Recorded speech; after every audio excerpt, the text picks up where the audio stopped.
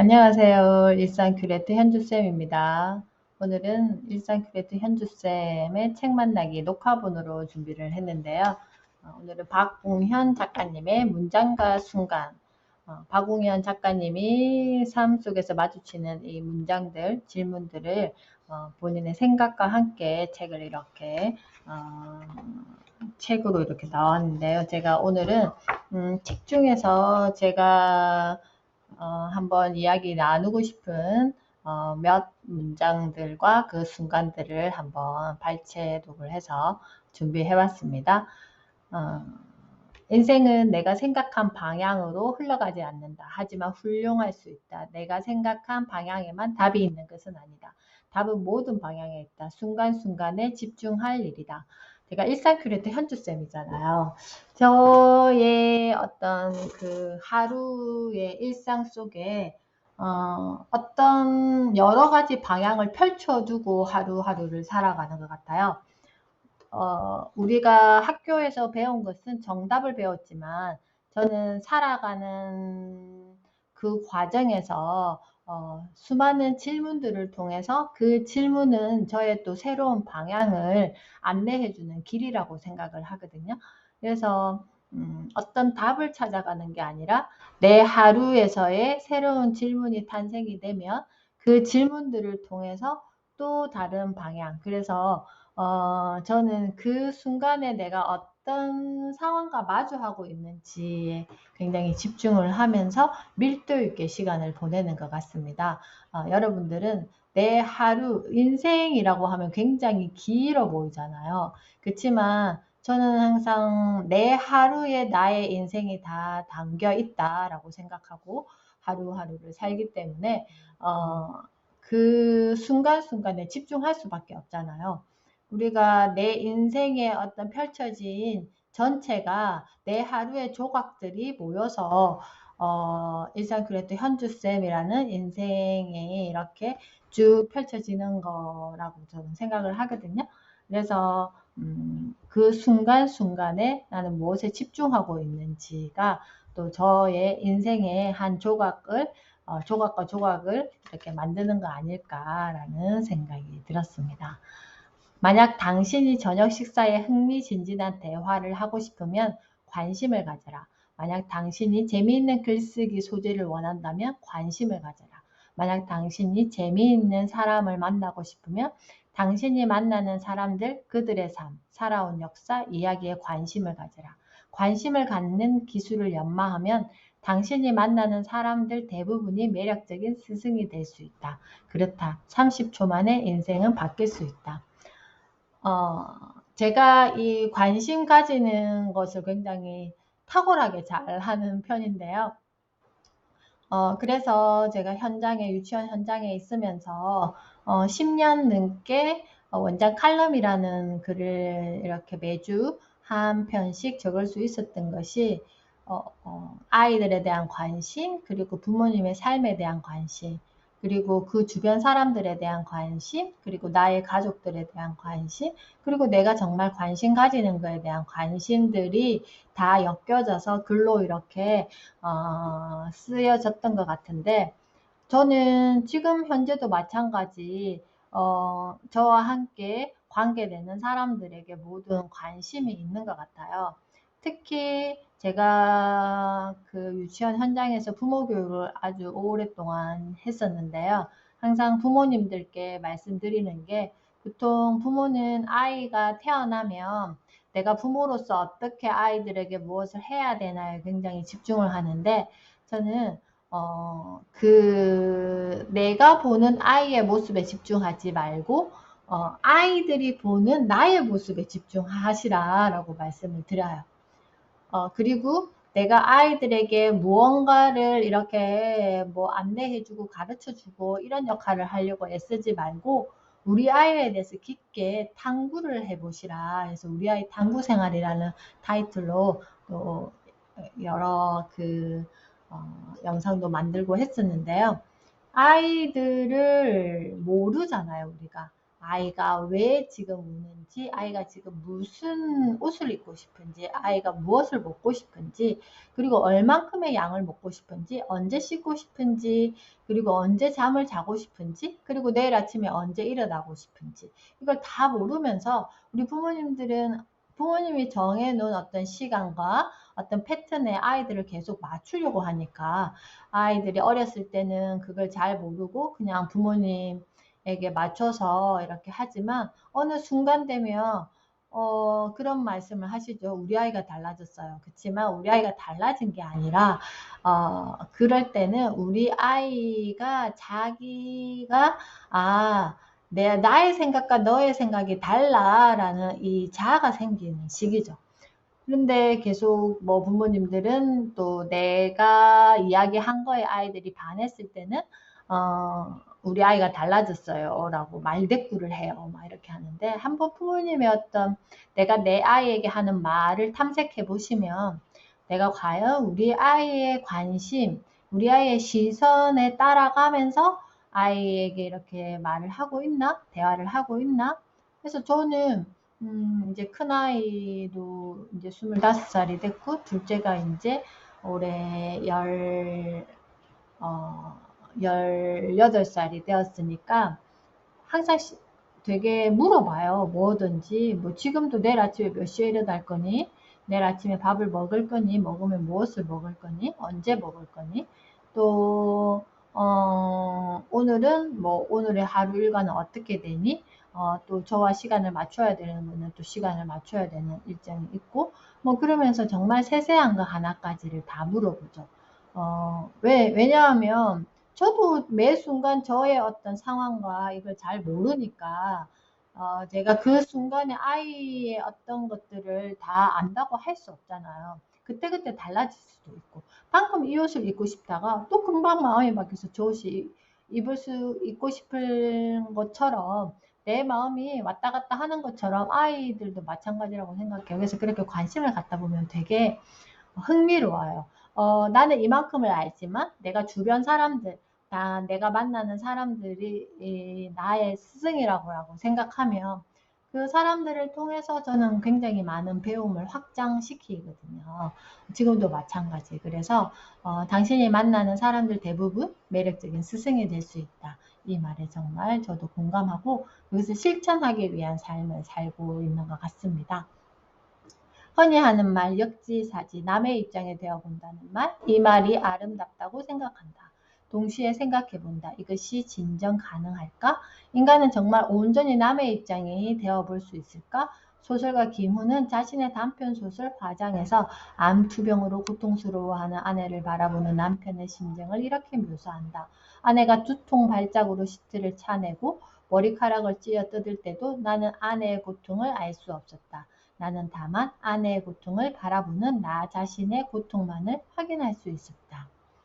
얼핏 냉정해 보이지만 한편으로는 고개가 끄덕여진다. 내 것이 아닌 고통은 몸을 넘어 전해지지 않기 때문이다. 상대를 아무리 사랑한다고 해도 다른 유기체가 겪는 신체적 고통이 어떻게 내게 그대로 전달될 수 있겠는가. 내게는 상대가 고통스러워하는 모습을 지켜봐야 하는 고통만 있을 뿐이다. 내가 대신 아프면 좋겠다라는 말은 그래서 존재하는 것일 테다. 결국 남의 입장을 온전히 헤아린다는 것은 영 불가능해 보이고 그 말은 그저 아름다운 말로 남거나 피상적인 수준에서만 가능해 보인다라고 하셨습니다. 그렇죠. 내가 이렇게 아프다라고 이야기했을 때는 정말 내가 그 신경세포 하나하나가 다 아프다는 걸 느끼지만 상대방에 대해서의 어떤 고통은 그냥 아프다라는 그 말의 강도에 따라서 그냥 그것을 듣는 내가 고통스러운 거지.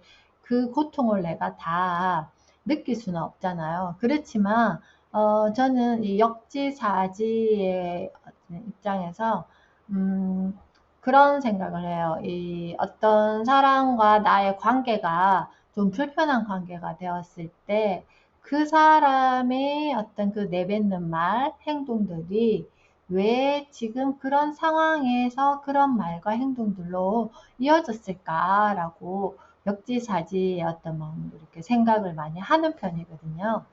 그러다 보면 질문을 하게 돼요. 왜냐하면은 내가 구체적으로 그 사람의 어떤, 이건 아까 앞에 말씀드린 것과 맥락이 같다라고 생각을 하거든요. 그러면 그 사람의 어떤 말로서 전해지는 걸 통해서 제가 그 고통의 어떤 형태를 그리고 느낌을 더 이렇게 실감나게 느낄 수가 있고, 그렇다 보면 내가 할 수 있는 역할이 무엇인지에 대해서 더 구체적으로 어떤 방향이 생기는 것 같아요. 그렇지만 그냥 짐작으로 이럴 것이다 라는 것은 너 많이 아프겠네. 이거는 그냥 이별 통한 말일 뿐이지 그 사람의 어떤 마음의 고통, 뭐 신체적인 고통까지 같이 공감하기는 좀 힘들지 않을까. 그래서 너무 모든 것들을 또 이렇게 하면 나 스스로의 삶이 힘들겠지만 내가 할 수 있는 역할만큼은 또 이렇게 서로 공감해 주면서 그 속에서 내가 또 그 역할을 찾아가는 게 필요하지 않을까라는 생각이 들었어요. 다음 장은요. 책은 도끼다. 프리초프 카프라 현대물리학과 동양사상을 이야기하며 시인 정현종의 무한 바깥을 언급한 적이 있다. 시인은 자연이 발산하는 생명의 파동과 내가 숨쉬며 발산하는 생명의 파동이 만나 하나의 물결이 되는 순간을 경험했다. 짜릿했을 것이다. 불교의 가르침도 다르지 않다. 모든 사물과 사건 사이에는 아무런 경계도 없다. 헤르만 헤세도 모든 사물들의 형제 누이가 되어야 한다고, 그것들이 우리 안에서 구분되지 않도록 온전히 스며들게 해야 한다고 말했다. 그렇게 살고 싶다. 언제까지 살지 알 수 없는 일이지만 삶의 지향점은 나이가 들수록 분명해진다. 무경계의 경지를 향하는 일. 내게 가장 충만한 순간을 생각해본다. 이른 새벽 시시각각 모습을 달리하는 꽃과 나무, 풀들을 마주할 때, 아직 찬 기운이 가시지 않은 새벽 공기를 들이마실 때, 집 앞 정원에 찾아와 물을 마시는 곤줄박이를 지켜볼 때, 그런 순간 속에 내가 있음을 온전히 느낄 때, 그 모든 자연, 사물들과 내가 구분 없이 이 순간에 함께 존재하고 있음을 체감하는 순간. 저도 이 자연 속에 경계가 없다. 아무 모든 사물과 사건 사이에는 아무런 경계가 없다. 예, 굉장히 여기에도 이 문장에도 공감을 했는데요. 인간이 뭔가 특별하다라고 생각하면서 사시고 있나요? 저도 마찬가지지만 제 주변의 모든 사물과 자연도 하나의 존재, 물질이라고 생각해요. 저 또한 물질로 구성되어 있고, 그 모든 것들은 물질로 구성되어 있잖아요. 그래서 그 물질의 반응의 형태가 다를 뿐이지, 물질이 다르지는 않다라고 생각을 해요. 그러면, 생명을 가진 물질도 있고, 그 물질이 생명을 가질 수도 있고 그 물질이 생명을 가지지 않은 물질들도 있겠지만 세상에 태어난 존재의 세상에 태어난 그 존재로서의 가치는 다르지 않다라고 생각해요. 그래서 여기서 모든 사물과 사건 사이에는 아무런 경계도 없다. 동일한 조건이잖아요. 물질이고 세상에 태어난 존재로서의 가치는 동일하다라고 했을 때 함께 어우러져서 살고, 우리가, 이렇게 어차피 지금은 생명을 가지고 움직이면서 살아가고 있지만, 또 생명을 다했을 때는, 또 한 줌의 어떤, 죄로 남는 게 또 인간의 그 육체잖아요. 그렇기 때문에, 크게 다르지 않다라고 생각해요. 종이를 태워서 재가 되는 것과 나무를 태워서 재가 되는 것과 우리 인체가 육체가 죽어서 또 이렇게 재가 되는 것과 뭐가 다르겠어요? 그래서 우리가 항상 그 대하는 마음을 같은 마음으로 이렇게 대하고 살아야 되지 않을까라고 생각을 합니다. 자, 다음은 마지막인데요. 성사라는 말이 되게 인상 깊은 챕터였어요. 사상가 볼테르는 이러쿵저러쿵 따지지 말고 일합시다. 그것이 인생을 견딜만하게 해주는 유일한 방법이에요. 라고 말하고 역사학자 유발 하라리는 어쩌면 일어났을지 모르는 공상을 하는 대신 지금 이 순간 사는 것이라고 했다. 박모월 시인은 같은 이야기를 시 내년의 뿌리에 이렇게 썼다. 왜 사느냐? 그것은 따질 문제가 아니다. 사는 것에 열중하여 오늘을 성의껏 사는 그 황홀한 맹목적. 나다니엘 호손의 소설 큰 바위 얼굴에서 주인공 어니스트는 농부로서 하루하루 자기 일을 성실히 수행하며 일생을 살았다. 그렇게 살다 보니 어느새 그의 얼굴은 현인의 모습이라는 큰 바위 얼굴을 닮아 있었다. 한탄하지 말고 부러워하지 말고 그저 내가 해야 할 일상의 작은 의무들을 수행하는 것. 그것이 부조리하고 불합리한 인생을 잘 살아갈 수 있는 유일한 길이다. 내 조건과 남의 조건을 비교하며 이러쿵저러쿵 따지지 말고 내 할 일을 묵묵히 수행하는 삶의 자세. 다시 한번 일상이 성사다라는 구절이었는데요. 제가 일상 큐레이터 현주쌤이라는 이름을 가지게 된 것도 여기에서 말하는 메시지와 같다라고 생각을 해요. 무언가 특별하게 사는 게 뭐가 특별하게 사는 걸까요? 저는 그냥 하루하루 내 이 일상 속에서 내가 그 시간을 얼만큼 나다움으로 특별함으로 채워가는지 그것이 결국 내가 이루어낼 일이 아닐까라고 생각을 해요. 뭔가 뭐 성공의 어떤 잣대 기준을 어디에다가 두고 사는지는 잘 모르겠지만 저는 내 오늘 하루를 잘 살아내면 저는 행복한 삶이고 또 만족된 삶이고 우리가 내가 목숨을 다할 때 뭐뭐 할 걸, 뭐뭐 할 걸 이렇게 후회하는 사람들이 되게 많잖아요.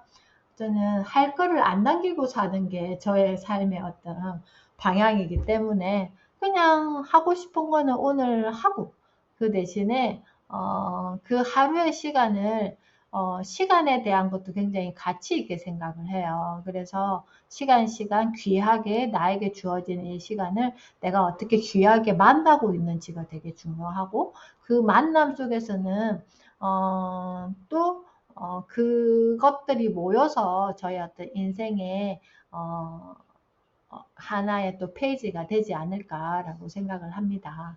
그래서 세상에 태어난 이유는 세상에 무언가 가치 있고 흔적을 남기기 위한 그 이유가 있기 때문에 일상 속에서 내가 이루고 싶은 일을 잘 이루면서 사는 삶을 살았으면 좋겠습니다. 제가 오늘은 라이브 대신에 이렇게 녹화 영상으로 공유를 하는데요.